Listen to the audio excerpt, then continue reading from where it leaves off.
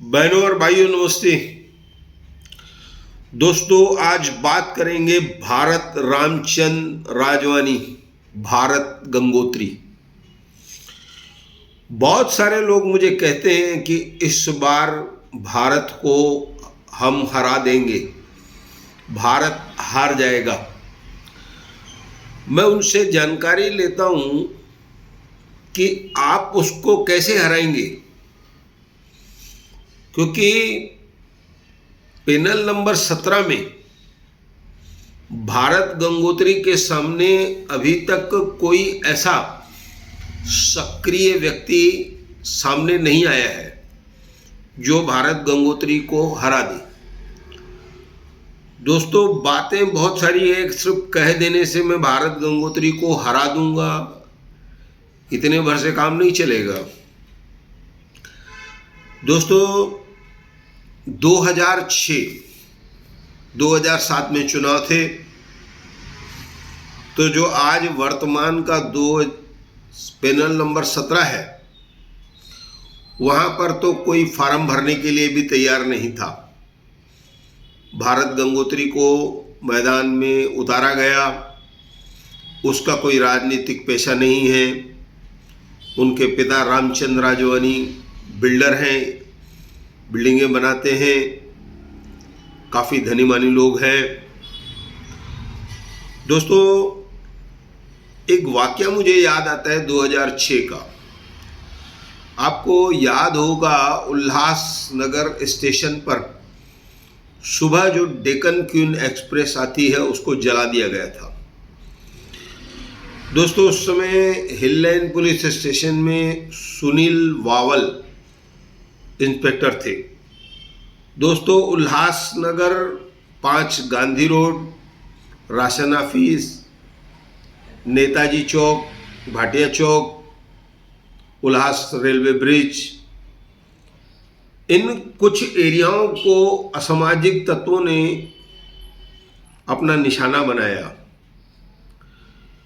बात बिगड़ गई थी, गाड़ी को जला दिया गया, करोड़ों रुपए का नुकसान हो गया। उल्लासनगर 1, 2, 3 में या कहीं पर ऐसी कोई घटना नहीं थी। उस समय मैंने देखा था कि भारत गंगोत्री, भारत राजवानी अपने दोस्तों के साथ मैदान में उतरे। पुलिस अपना काम कर रही थी, यह लोग भी उन असामाजिक तत्वों से निपट रहे थे। यहाँ से भारत गंगोत्री की शुरुआत होती है। फिर उनको राष्ट्रवादी कांग्रेस की तरफ से उम्मीदवार बनाया गया। दोस्तों काफ़ी समस्याएं उस समय वार्ड में थी। भारत गंगोत्री जीत गए। अब वहां पर सबसे पहले कौन सी समस्याएं थी? पानी की बड़ी समस्या थी। हर जगह टैंकर जाता था या लाइन लेने में लोगों को तकलीफ होती थी, घर आदि बनाने में लोगों को तकलीफ होती थी। उस भय के वातावरण को भारत गंगोत्री ने खत्म किया। कालानी ने भी उस समय पूरा समर्थन भारत गंगोत्री को दिया था। उसके बाद 2007 के बाद 2012 में माताजी पुष्पा बेन वह चुनाव लड़ी। भारत गंगोत्री के कारण वह जीती। 2017 में 4 लोगों का पैनल था। अगर हम सतराम दास को अलग कर दें यहाँ पर, तो भी 3 लोगों को जिताना आसान काम नहीं था। तीनों लोगों को भारत गंगोत्री ने जितवाया, उसमें सतराम दास भी थे चौथे। फिर वहाँ पर उपचुनाव हुआ। उस उपचुनाव में भी सारे नेता एक तरफ थे, भारत गंगोत्री एक तरफ थे। उन्होंने अपने उम्मीदवार को जिताया। राजनीतिक है, अनबन होती रहती है। तो वहाँ पर सबसे पहले तो लोगों ने पानी की लाइनें बेझिझक ले ली। अब पानी घर घर पहुँचता है, टैंकर किसी के पास नहीं जाता है, टैंकर मुक्त यह वाद हो गया। अब अब चौथी बार यह जो चुनाव होगा, अब 22 में आखिरी में होता है या 23 में होता है, तो वहां पर मेरा ऐसा कहना है कि भारत गंगोत्री शायद एक बार फिर आ जाएगा, जीत जाएगा, क्योंकि वहां पर मुझे कोई भी ऐसा सक्रिय व्यक्ति नहीं दिखता है जो उनके सामने टिक पाए। बहुत सारे लोग आते हैं, बोलते हैं मैं खड़ा रहूंगा, मैं जीत जाऊंगा, मैं हरा दूंगा उनको। मैंने थोड़ी सी कल जानकारी ली इस पैनल की कि कहाँ कहाँ पर क्या क्या कार्य हुआ है। मुझे बताया गया कि कई जगहों पर सीमेंट की सड़कें बन चुकी है, बन रही हैं, जिसमें से सेक्शन 25 से शमशान घाट, मालती अपार्टमेंट, प्रभु आहूजा की हॉस्पिटल, उसी के पास सरस्वती स्कूल के पीछे, भाटे चौक स्टेट बैंक के पीछे राधा कृष्ण मंदिर, शारदा पैलेस, श्री पैलेस, चांदवानी चौक, वहाँ पर 80% सड़क का काम हो चुका है। गांधी रोड, ओंकारानंद आश्रम, वहाँ पर भी सड़क बन गई।